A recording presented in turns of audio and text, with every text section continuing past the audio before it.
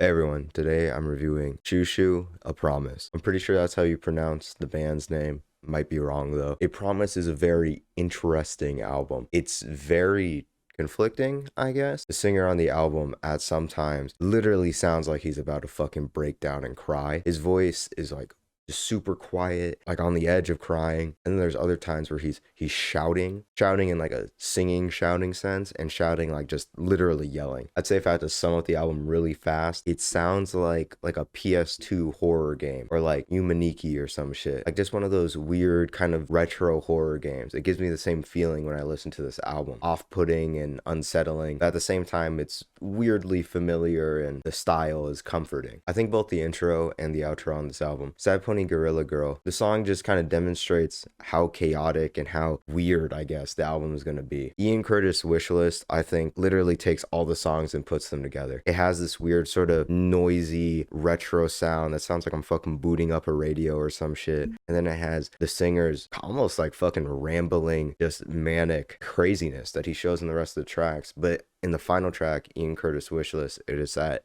its absolute peak. It ends with just this huge amount of noise. Great outro. Yeah, so the album is about, there's a lot of stuff about suicide on the album. I mean, the name, according to online, is called A Promise because he promised to his mom that he wouldn't kill himself. All of these songs work together to make these wild contrasts. Soft, whispery, on the verge of tears guitar and the main singer's voice, and then at the same time these noisy retro sounding almost ambience, and it works so well to make this kind of crazy combination, which you wouldn't think works together, but it does. My favorite tracks on this album: Apostat Commander, I think is how I pronounce it, that's probably wrong, Blacks, Brooklyn Dodgers, and Fast Car. This album works together perfectly from start to finish. My only issue is that some of the tracks, I get it makes sense in the context of the album, but there's some songs on here that I would really rather skip, but I do listen to because of the album. They do add to the album, it's just personally I don't find them very enjoyable. Songs like Walnut House and Sad Reduxographer. Another thing is Fast Car is, as much as I do like the song, it's a cover of Fast Car, which is by,